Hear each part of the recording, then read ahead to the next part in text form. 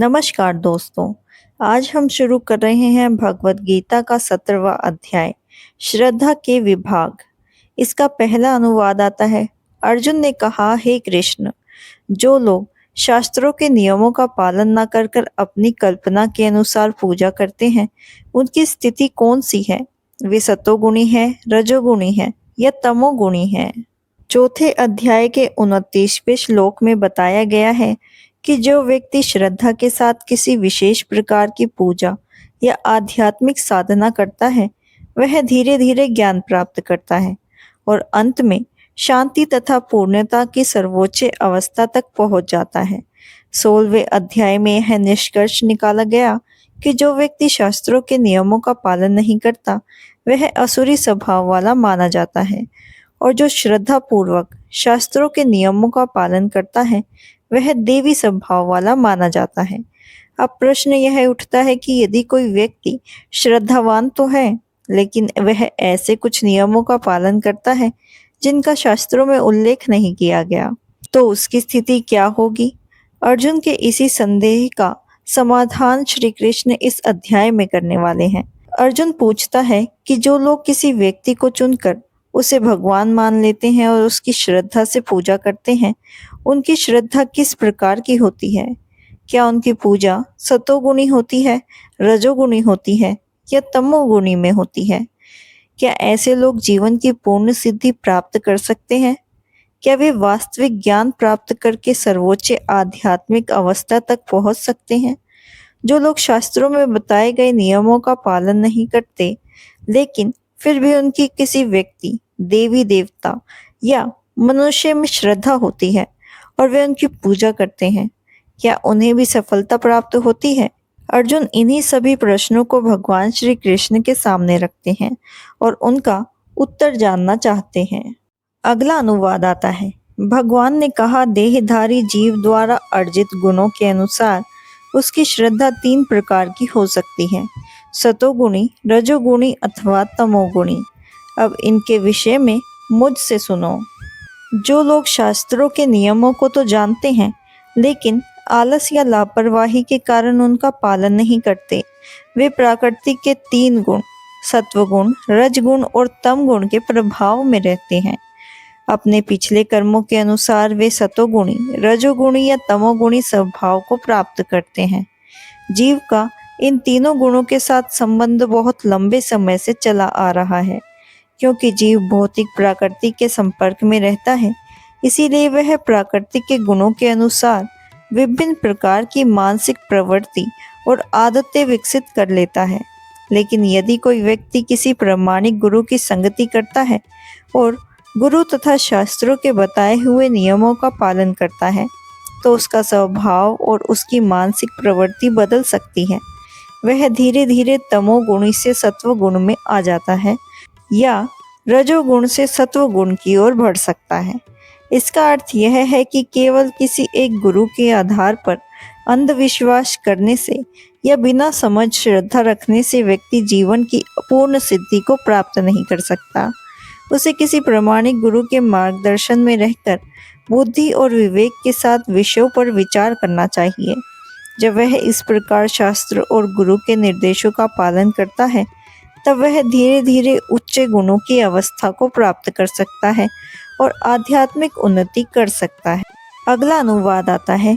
हे भरतपुत्र, विभिन्न गुणों के अंतर्गत अपने अपने अस्तित्व के अनुसार मनुष्य एक विशेष प्रकार की श्रद्धा विकसित करता है। अपने द्वारा अर्जित गुणों के अनुसार ही जीव को विशेष श्रद्धा से युक्त कहा जा सकता है। हर व्यक्ति में, चाहे वह किसी भी परिस्थिति में हो, किसी न किसी प्रकार की श्रद्धा अवश्य होती है, लेकिन उसके द्वारा पहले से विकसित किए गए स्वभाव के अनुसार उसकी श्रद्धा 3 प्रकार की हो जाती है। अपनी श्रद्धा के अनुसार ही वह विशेष प्रकार के लोगों की संगति करता है। वास्तविक सत्य यह है कि जैसे 15वें अध्याय में बताया गया है, प्रत्येक जीव भगवान का अंश है। इसीलिए अपने मूल स्वरूप में वह प्रकृति के इन गुणों से परे होता है। लेकिन जब वह भगवान के साथ अपने संबंध को भूल जाता है और भौतिक संसार में आकर प्रकृति के संपर्क में रहता है, तब वह विभिन्न प्रकार की प्रकृति के प्रभाव में आकर अपना अलग स्वभाव बना लेता है। इस प्रकार जो श्रद्धा और पहचान उसे प्राप्त होती है वह वास्तव में कृत्रिम और भौतिक होती है। भले ही कोई व्यक्ति किसी विचारधारा या शरीर के अहंकार से प्रेरित होकर कार्य करे, फिर भी उसका अस्तित्व स्वरूप दिव्य और भौतिक गुणों से परे होता है। इसीलिए उसे भौतिक अशुद्धियों से मुक्त होकर भगवान के साथ अपने खोए हुए संबंध को फिर से स्थापित करना चाहिए। यही सही मार्ग है जिसके द्वारा वह निर्भय होकर कृष्ण भावना में लौट सकता है। यदि कोई व्यक्ति कृष्ण भावना में स्थित हो जाता है तो उसके लिए पूर्ण सिद्धि प्राप्त करने का मार्ग खुल जाता है। लेकिन यदि वह आत्म साक्षात्कार के इस मार्ग को स्वीकार नहीं करता तो वह निश्चित रूप से प्रकृति के गुणों के प्रभाव में बहता रहता है। इस श्लोक में श्रद्धा शब्द का बहुत महत्व है। श्रद्धा मूल रूप से सत्व गुण में उत्पन्न होती है। किसी व्यक्ति की श्रद्धा किसी देवता, किसी मनगढ़ंत ईश्वर या किसी काल्पनिक विचारधारा में हो सकती है, लेकिन सच्ची और मजबूत श्रद्धा सात्विक कर्मों से उत्पन्न होती है। फिर भी इस भौतिक संसार में कोई भी कर्म पूरी तरह शुद्ध नहीं होता। सभी कर्म किसी न किसी रूप से मिश्रित होते हैं। वे पूर्ण रूप से सात्विक नहीं हो सकते। शुद्ध सत्व तो दिव्य अवस्था है। केवल शुद्ध सत्व से स्थित होकर मनुष्य भगवान के वास्तविक स्वरूप को समझ सकता है। जब तक श्रद्धा पूरी तरह सात्विक नहीं होती तब तक वह प्रकृति के किसी भी गुण से प्रभावित हो सकती है। प्रकृति के ये गुण हृदय तक पहुंच जाते हैं। इसीलिए दिल जिस गुण के प्रभाव में होता है, श्रद्धा भी उसी प्रकार की बन जाती है। यह समझना चाहिए कि यदि किसी का हृदय सत्व गुण में स्थित है तो उसकी श्रद्धा भी सात्विक होगी। यदि उसका हृदय रजोगुण में स्थित है तो उसकी श्रद्धा राजसिक होगी, और यदि उसका हृदय तमोगुण में स्थित है तो उसकी श्रद्धा तामसिक होगी। इसी कारण संसार में हमें अलग अलग प्रकार की श्रद्धाएं दिखाई देती हैं। श्रद्धा की भिन्नता के अनुसार विभिन्न प्रकार के धर्म, मान्यताएं और पूजा पद्धति भी देखने को मिलती है। धार्मिक श्रद्धा का वास्तविक आधार सत्व गुण में होता है, लेकिन क्योंकि लोगों का हृदय भौतिक इच्छाएं और अशुद्धियों से प्रभावित रहता है, इसीलिए अनेक प्रकार के धार्मिक सिद्धांत और मत उत्पन्न हो जाते हैं। श्रद्धा की इसी भिन्नता के कारण पूजा के तरीके भी अलग अलग हो जाते हैं। अगला अनुवाद आता है। सतोगुणी व्यक्ति देवताओं को पूजते हैं, रजोगुणी राक्षसों की पूजा करते हैं और तमोगुणी व्यक्ति भूत प्रेतों को पूजते हैं।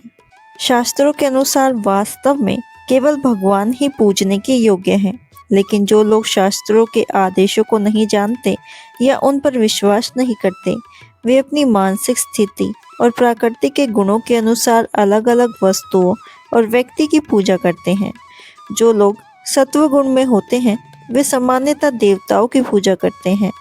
इन देवताओं में ब्रह्मा, शिव, इंद्र, चंद्र, सूर्य आदि सम्मिलित हैं।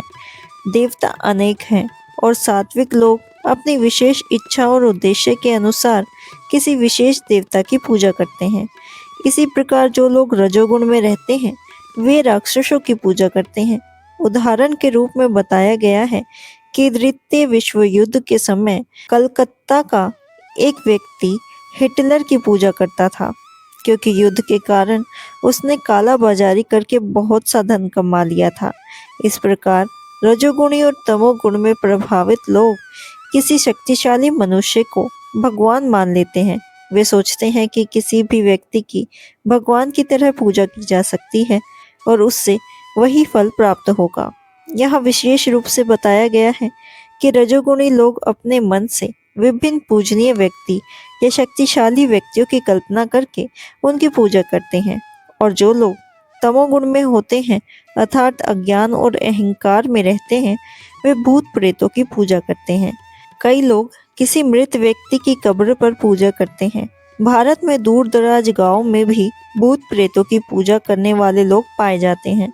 देखा जाता है कि कुछ लोग जंगल में जाकर किसी पेड़ की पूजा करने लगते हैं, जिसके बारे में उन्हें बताया जाता है कि वहाँ कोई भूत रहता है। वे उस पेड़ पर चढ़ावा चढ़ाते हैं और बलि देते हैं। लेकिन ये सभी प्रकार की पूजाएं वास्तव में भगवान की पूजा नहीं है। भगवान की वास्तविक पूजा सात्विक और शुद्ध मन वाले लोग द्वारा की जाती है। श्रीमद् भगवतम में कहा गया है कि जब व्यक्ति शुद्ध सतोगुण में स्थित होता है तब वह भगवान वासुदेव की पूजा करता है।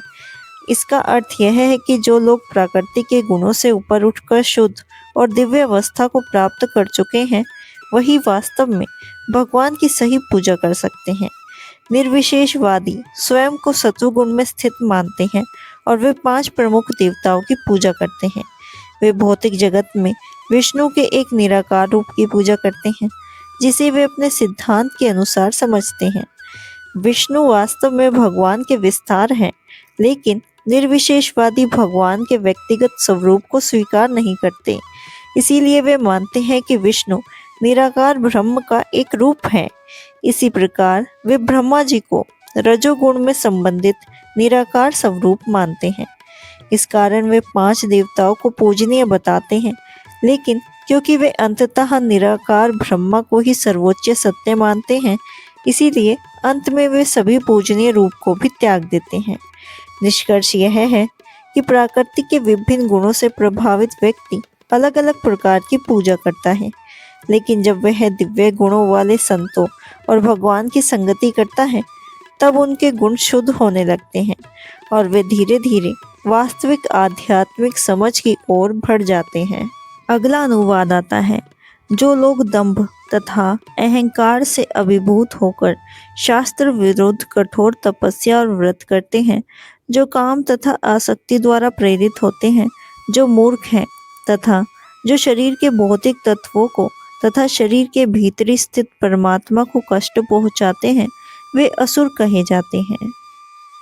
कुछ लोग ऐसी तपस्या और व्रत अपने मन में बना लेते हैं जिसका शास्त्रों में कहीं भी वर्णन नहीं मिलता। उदाहरण के लिए किसी स्वार्थ, राजनीतिक लाभ या सामाजिक दबाव के लिए उपवास करना शास्त्रों में नहीं बताया गया। शास्त्रों में उपवास की सलाह आध्यात्मिक उन्नति और भगवान की भक्ति के लिए दी गई है, न कि राजनीतिक या सामाजिक उद्देश्य के लिए। भगवत गीता के अनुसार जो लोग इस प्रकार की तपस्या करते हैं वे निश्चित रूप से आसुरी प्रवृत्ति वाले होते हैं। उनके कार्य शास्त्रों के विरुद्ध होते हैं और समाज के वास्तविक कल्याण के लिए भी नहीं होते। असल में ऐसे लोग अहंकार, घमंड, कामनाओं और भौतिक सुख की आसक्ति के कारण ऐसा करते हैं। उनकी इस गतिविधि से केवल शरीर को ही कष्ट नहीं होता, बल्कि शरीर के भीतरी रहने वाले परमात्मा को भी दुख पहुंचता है। इस प्रकार के अनुचित उपवास या किसी राजनीतिक उद्देश्य से की गई तपस्या से समाज की शांति भी भंग होती है। ऐसी तपस्याओं का वैदिक शास्त्रों में कहीं समर्थन नहीं मिलता। असुरी स्वभाव वाला व्यक्ति सोचता है कि इस प्रकार के उपवास या तपस्या के द्वारा वह अपने शत्रुओं या विरोधियों को अपनी बात मनवाने के लिए मजबूर कर सकता है, लेकिन कई बार ऐसे उपवासों का परिणाम मृत्यु तक भी पहुंच जाता है। भगवान ऐसे कार्यों को स्वीकार नहीं करते। वे स्पष्ट कहते हैं कि जो लोग इस प्रकार के कर्मों में लगे रहते हैं वे आसुरी स्वभाव वाले होते हैं। इस प्रकार के दिखावटी कार्य भगवान का अपमान भी माने जाते हैं, क्योंकि वे वैदिक शास्त्रों के आदेशों की अवहेलना करके किए जाते हैं। इस श्लोक में अचेतस्य शब्द का महत्व है। इसका अर्थ है कि सामान्य बुद्धि वाला व्यक्ति शास्त्रों के नियमों का पालन करता है, लेकिन जो लोग सही समझ और विवेक से रहित होते हैं वे शास्त्रों की उपेक्षा करते हैं और अपनी मनमानी तपस्या तथा नियम बना लेते हैं। मनुष्य को हमेशा असुरी लोगों की अंतिम स्थिति को याद करना चाहिए, जिसका वर्णन पिछले अध्याय में किया गया है। भगवान ऐसे लोगों को बार बार आसुरी प्रवृत्ति वाले परिवार में जन्म लेने के लिए भेजते हैं। फलस्वरूप वे जन्म जन्मांतर तक भगवान के साथ अपने वास्तविक संबंध को समझे बिना असुरी जीवन जीते हैं। लेकिन यदि ऐसे व्यक्ति इतने भाग्यशाली हो कि उनका कोई सच्चा गुरु मिल जाए और उन्हें वैदिक ज्ञान और सही मार्ग का उपदेश दे, तो वे इस संसार के बंधनों से मुक्त हो सकते हैं और अंततः परम लक्ष्य अर्थात भगवान की प्राप्ति कर सकते हैं। अगला अनुवाद आता है। यहाँ तक कि प्रत्येक व्यक्ति जो भोजन पसंद करता है वह भी प्राकृतिक के गुणों के अनुसार 3 प्रकार का होता है। यही बात यज्ञ, तपस्या तथा दान के लिए भी सत्य है। अब इनके भेदों के विषय में सुनो। प्रकृति के अलग अलग गुणों, सत्वगुण, रजोगुण और तमोगुण के अनुसार भोजन, यज्ञ, तपस्या और दान भी अलग अलग प्रकार के होते हैं। ये सभी एक जैसे नहीं होते। जो व्यक्ति यह समझ सकता है कि किस गुण के अनुसार कौन सा कार्य किया जाता है, वह वास्तव में बुद्धिमान होता है। लेकिन जो लोग सभी प्रकार के यज्ञ, भोजन, तपस्या और दान को एक समान मान लेते हैं, उनमें कोई अंतर नहीं समझ पाते, वे अज्ञान में होते हैं। कुछ प्रचारक और उपदेशक ऐसे भी होते हैं जो कहते हैं कि मनुष्य जो चाहे वह कर सकता है और फिर भी आध्यात्मिक सिद्धि प्राप्त कर सकता है, लेकिन ऐसी बात सही नहीं है।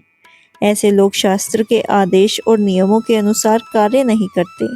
वे अपनी मनगढ़ंत विद्या और सिद्धांत बना लेते हैं और फिर उन्हीं को लोगों के सामने प्रस्तुत करते हैं। इस प्रकार वे सामान्य लोगों को भ्रमित करते हैं और उन्हें सही आध्यात्मिक मार्ग से दूर ले जाते हैं। इसीलिए मनुष्य को शास्त्रों के अनुसार यह समझना चाहिए कि भोजन, यज्ञ, तपस्या और दान के भी अलग अलग स्तर और गुण होते हैं। उनका सही ज्ञान होने पर ही वास्तविक आध्यात्मिक उन्नति कर सकते हैं। आगे भगवान कहते हैं कि जो भोजन सात्विक व्यक्ति को प्रिय होता है, वह आयु बढ़ाने वाला, जीवन को शुद्ध करने वाला तथा बल, स्वास्थ्य, सुख तथा तृप्ति प्रदान करने वाला होता है। ऐसा भोजन रस में स्वास्थ्यप्रद तथा हृदय को भाने वाला होता है। अत्यधिक खट्टा, तीखा, नमकीन, गरम, चटपटा, शुष्क तथा जलन उत्पन्न करने वाला भोजन रजोगुणी व्यक्ति को प्रिय होता है। ऐसा भोजन दुख, शोक तथा रोग उत्पन्न करने वाला होता है। खाने से 3 घंटे पहले पकाया गया स्वादहीन, वियोजित तथा सड़ा झूठा तथा अस्पर्श वस्तु से मुक्त भोजन उन व्यक्ति को प्रिय होता है जो तामसिक होते हैं। भोजन का उद्देश्य मनुष्य की आयु बढ़ाना, मन को शुद्ध करना और शरीर को शक्ति प्रदान करना है। भोजन का मुख्य उद्देश्य यही होना चाहिए। प्राचीन समय में अज्ञानी और विद्वान लोग ऐसे भोजन का चयन करते थे जो स्वास्थ्य के लिए लाभदायक हो और आयु बढ़ाने वाला हो, जैसे दूध से बने पदार्थ, चीनी, चावल, गेहूं, फल और सब्जियां। ऐसे भोजन सत्वगुणी लोगों को प्रिय होते हैं।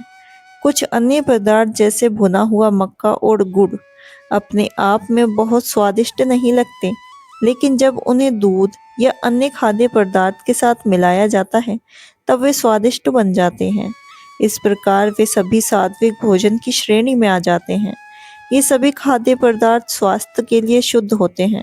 इनकी तुलना मांस और शराब जैसे अशुद्ध पदार्थों से नहीं की जा सकती। 8वें श्लोक में जिन चिकने पदार्थों का उल्लेख किया गया है, उनका संबंध पशुओं को मारकर प्राप्त की गई चर्बी से नहीं है। यहाँ चिकने का सबसे उत्तम स्रोत दूध बताया गया है। दूध, मक्खन, पनीर तथा दूध से बनने वाले अन्य पदार्थों से पर्याप्त मात्रा में चिकनाई प्राप्त होती है, जिसके लिए किसी पशु को मारने की जरूरत नहीं होती। पशुओं की हत्या कर चर्बी प्राप्त करना एक क्रूर और असभ्य प्रवृत्ति माना गया है। सभ्यता यही है कि आवश्यकता के अनुसार दूध प्राप्त किया जाए।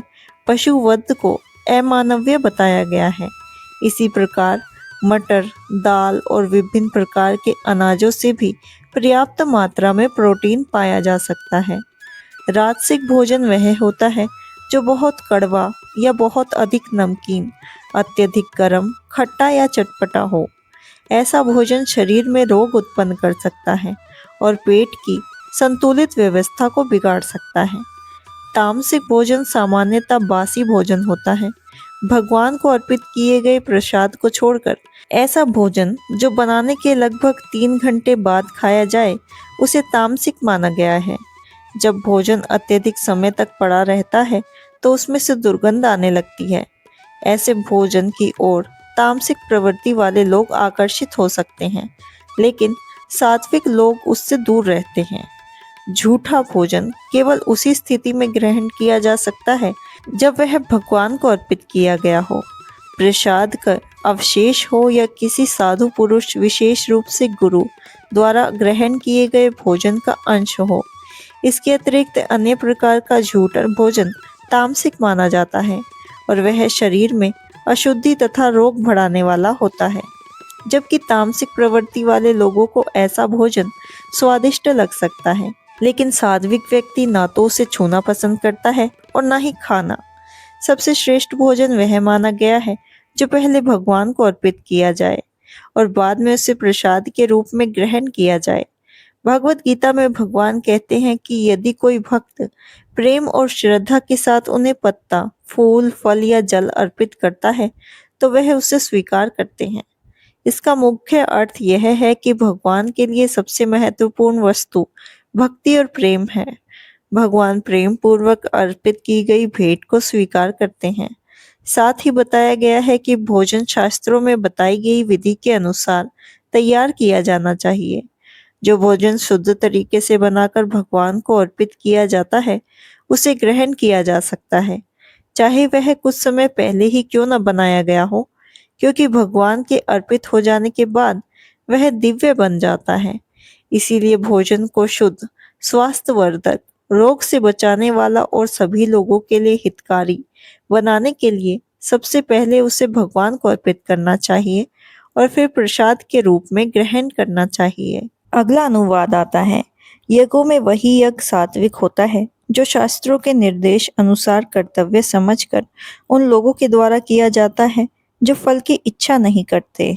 यज्ञ, पूजा या धार्मिक कार्य सामान्यतः किसी इच्छा या लाभ को पाने के लिए किया जाता है, लेकिन यहाँ बताया गया है कि सच्चा यज्ञ या पूजा किसी स्वार्थ, लाभ या इच्छा के लिए नहीं, बल्कि अपने कर्तव्य समझकर करना चाहिए। उदाहरण के लिए, लोग अक्सर मंदिर, गिरजाघर या अन्य पूजा स्थल पर धन, सफलता, स्वास्थ्य या किसी मनोकामना की पूर्ति के लिए जाते हैं, परंतु शास्त्र बताते हैं कि यह सर्वोच्च भावना नहीं है। मनुष्य को केवल भगवान की सेवा और सम्मान के भाव से मंदिर जाना चाहिए, उन्हें प्रणाम करना चाहिए, फूल अर्पित करने चाहिए और प्रसाद चढ़ाना चाहिए। कुछ लोग सोचते हैं कि बिना किसी लाभ की इच्छा के मंदिर जाना व्यर्थ है, लेकिन शास्त्र ऐसा नहीं कहते। शास्त्रों के अनुसार भगवान की पूजा केवल भौतिक लाभ प्राप्त करने के लिए नहीं करनी चाहिए। जब कोई व्यक्ति निस्वार्थ भाव से भगवान के विग्रह का प्रणाम करता है और उनकी भक्ति करता है, तो उसका मन शुद्ध हो जाता है और वह सत्व गुण को प्राप्त करता है। इसीलिए प्रत्येक सभ्य व्यक्ति का कर्तव्य है कि वह शास्त्रों के निर्देशों का पालन करे, भगवान का सम्मान करे और बिना किसी स्वार्थ के उनकी पूजा करे। यही सच्ची भक्ति और आध्यात्मिक उन्नति का मार्ग है। अगला अनुवाद आता है, लेकिन हे भरत श्रेष्ठ, जो यज्ञ किसी भौतिक लाभ के लिए या गर्ववश के लिए किया जाता है, तो उसे तुम राजसी जानो। कभी कभी स्वर्गलोक पहुँचने या किसी भौतिक लाभ के लिए यज्ञ तथा अनुष्ठान किए जाते हैं। ऐसे यज्ञ या अनुष्ठान राजसी माने जाते हैं। अगला अनुवाद आता है, जो यज्ञ शास्त्र के निर्देशों की अवहेलना करके प्रसाद वितरण किए बिना, वैदिक मंत्रों का उच्चारण किए बिना, पुरोहितों को दक्षिणा दिए बिना तथा श्रद्धा के बिना संपन्न किया जाता है, वह तामसी माना जाता है। तमोगुण में श्रद्धा वास्तव में अश्रद्धा है। कभी कभी लोग किसी देवता की पूजा धन अर्जित करने के लिए करते हैं और फिर वे इस धन को शास्त्र के निर्देशों की अवहेलना करके मनोरंजन में व्यर्थ कर देते हैं। ऐसी धार्मिक अनुष्ठानों को सात्विक नहीं माना जाता, ये तामसी होते हैं। इनसे तामसी प्रवृत्ति उत्पन्न होती है और मानव समाज में कोई लाभ नहीं पहुंचता।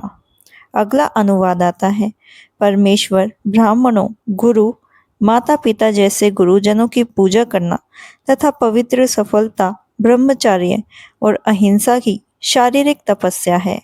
यहाँ पर भगवान तपस्या के भेद बताते हैं।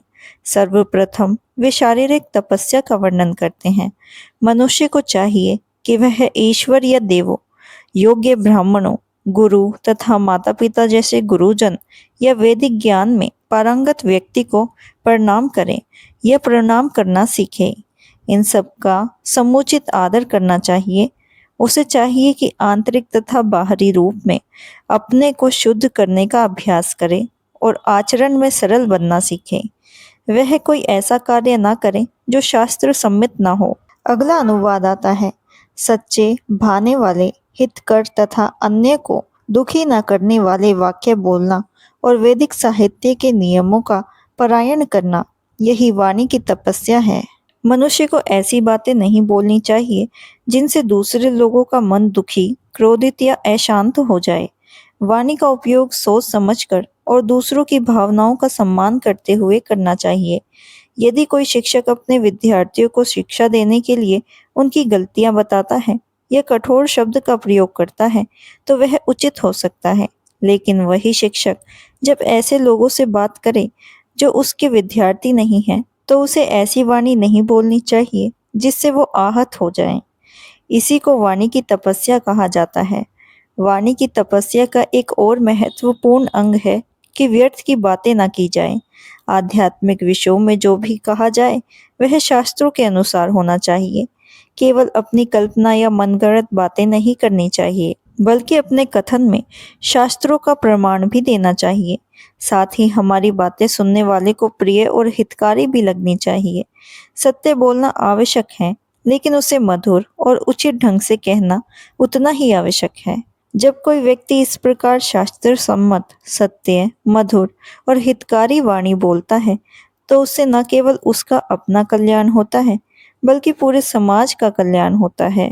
इसीलिए वैदिक ग्रंथों का अध्ययन करना, उनके ज्ञान को समझना और उसी के अनुसार बोलना वाणी की तपस्या कहलाती है। अगला अनुवाद आता है। तथा संतोष, सरलता, गंभीरता, आत्म संयम एवं जीवन की शुद्धि, ये मन की तपस्याएं हैं।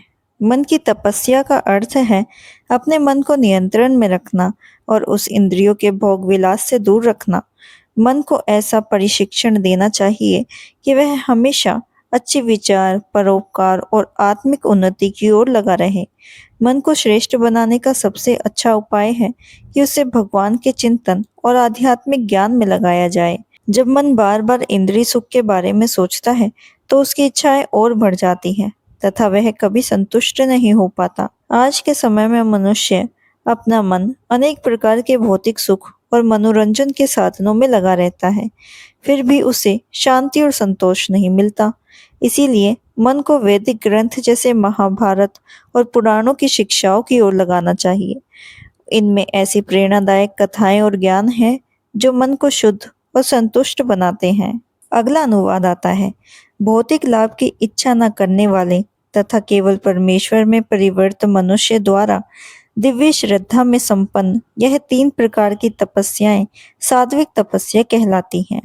जो तपस्या धर्म पूर्वक तथा सम्मान, सत्कार एवं पूजा कराने के लिए संपन्न की जाती है, वह राजसी कहलाती है। यह ना तो स्थायी होती है, ना ही शाश्वत। कभी कभी तपस्याएं इसीलिए की जाती है कि लोग आकर्षित हो तथा उनसे सत्कार, सम्मान तथा पूजा मिल सके। रजोगुणी लोग अपने अधीनस्थ की पूजा करवाते हैं और उनसे चरण धुलवाकर धन चढ़वाते हैं। तपस्या करने के बहाने ऐसे क्रमित आयोजन राजसी माने जाते हैं। इनके फल क्षणिक होते हैं, वे कुछ समय तक रहते हैं, वे कभी स्थायी नहीं होते।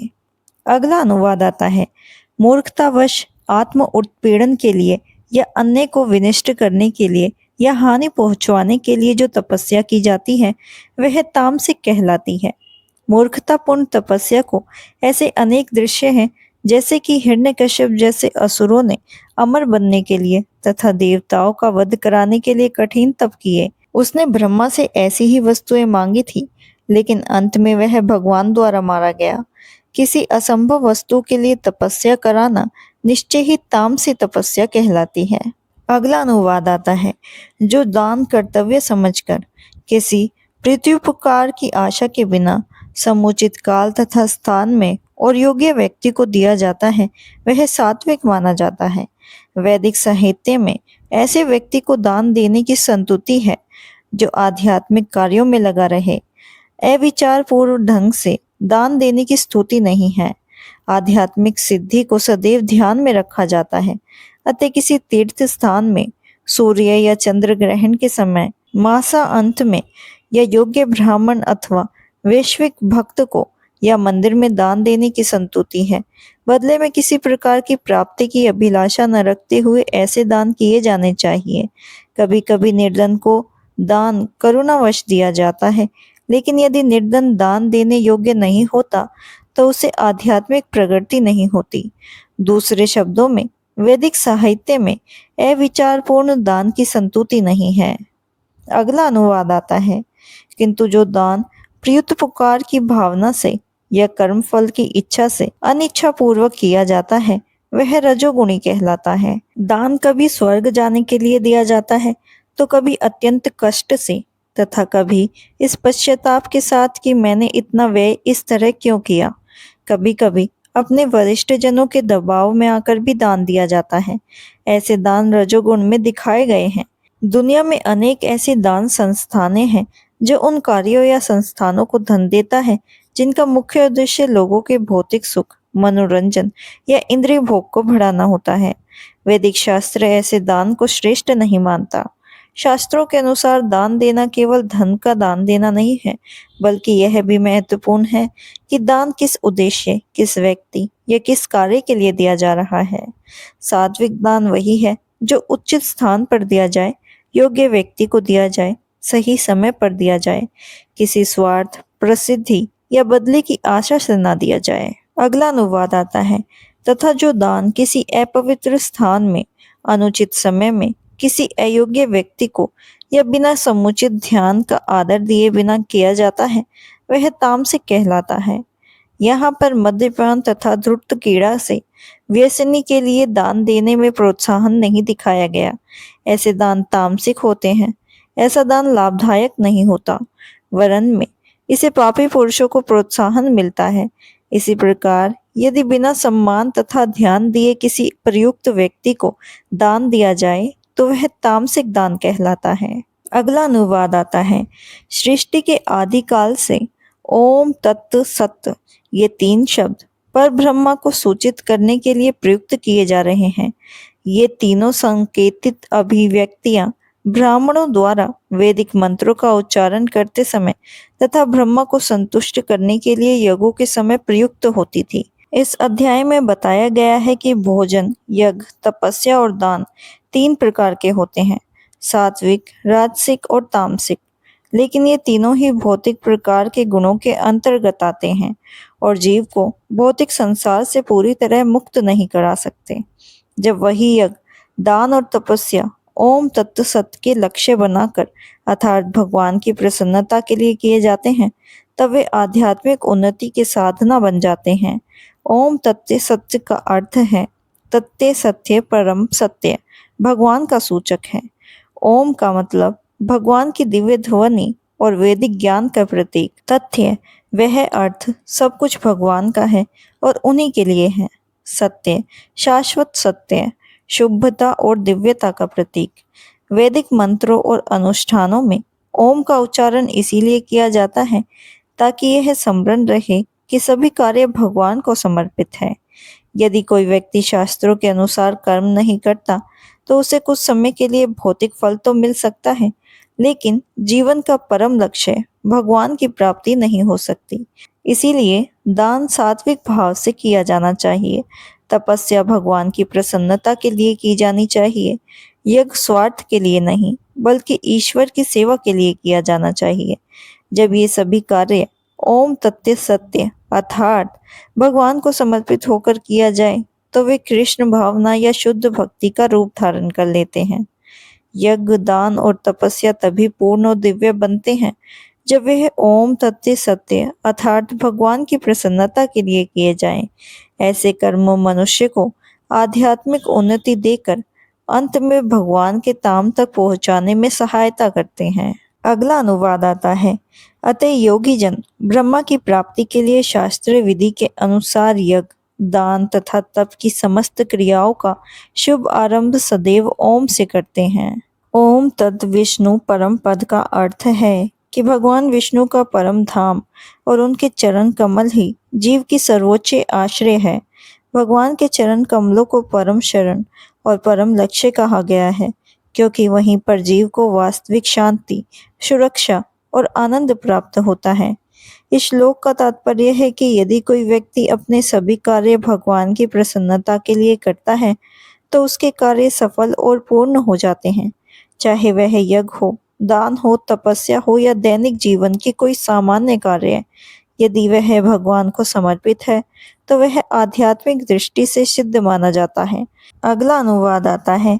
मनुष्य को चाहिए कि कर्म फल की इच्छा किए बिना विविध प्रकार के यज्ञ, तप तथा दान को सत्य शब्द कहकर संपन्न करे। ऐसी दिव्य क्रिया का उद्देश्य भव बंधन से मुक्त होना है। आध्यात्मिक पद तक उठने के लिए मनुष्य को चाहिए कि किसी लाभ के निमित्त कार्य ना करे। सारे कार्य भगवान के परम धाम वापस जाने के उद्देश्य से किए जाए तो चरम उपलब्धि प्राप्त होती है। अगला अनुवाद आता है। परम सत्य भक्तिमय यज्ञ का लक्ष्य है और उसे सत्य शब्द से अभिहित किया जाता है। हे प्रथा पुत्र, ऐसे यज्ञ का संपन्न कर्ता भी सत्य कहलाता है। जिस प्रकार यज्ञ, तप तथा दान के सारे कर्म भी जो भी परम पुरुष को प्रसन्न करने के लिए संपन्न किए जाते हैं, सत्य है।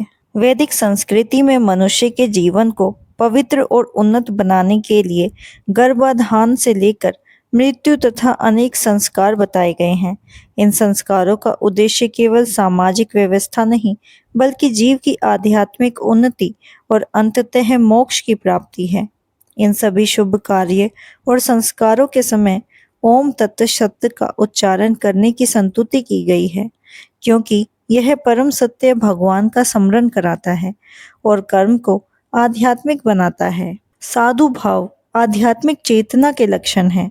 सद्भाव का अर्थ सत्य, पवित्रता और भगवान के प्रति समर्पित भाव है।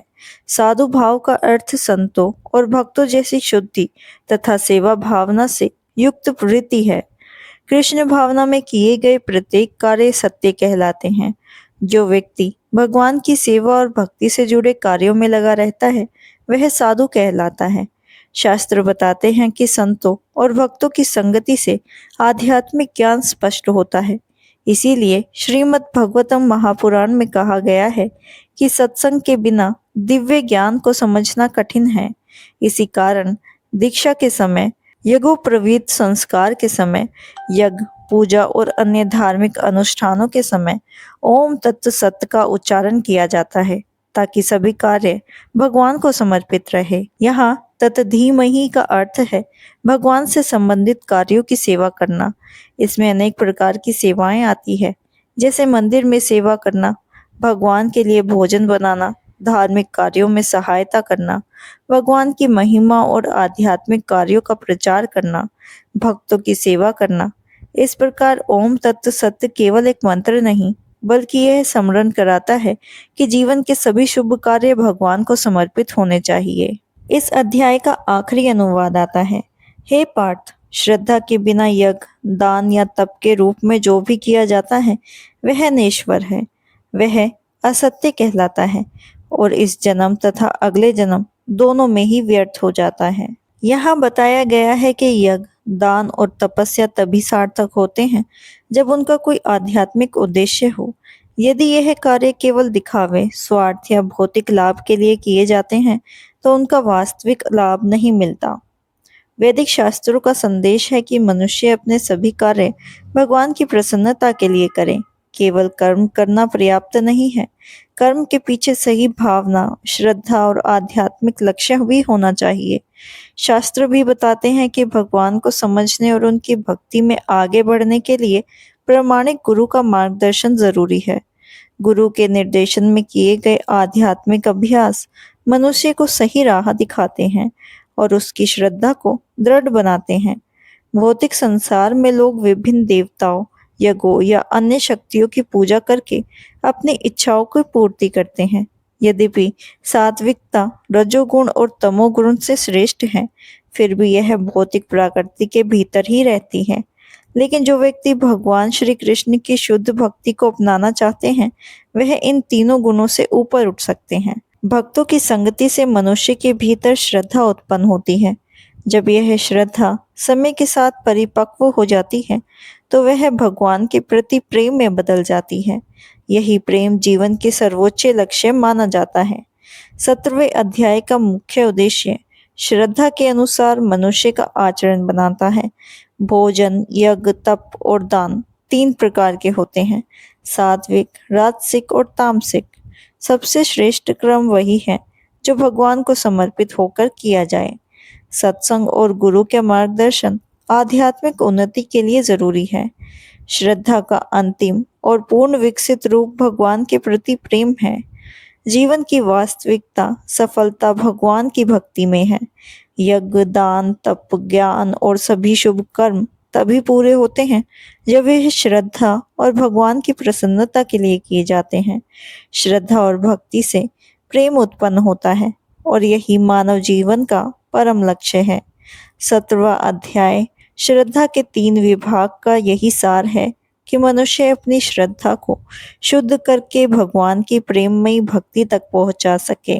इसी के साथ भगवत गीता का 17वां अध्याय पूरा होता है। आशा है आपको यह वीडियो पसंद आया होगा। अगर वीडियो पसंद आया हो तो इसे लाइक करें, शेयर करें और चैनल पर नए हो तो सब्सक्राइब करें।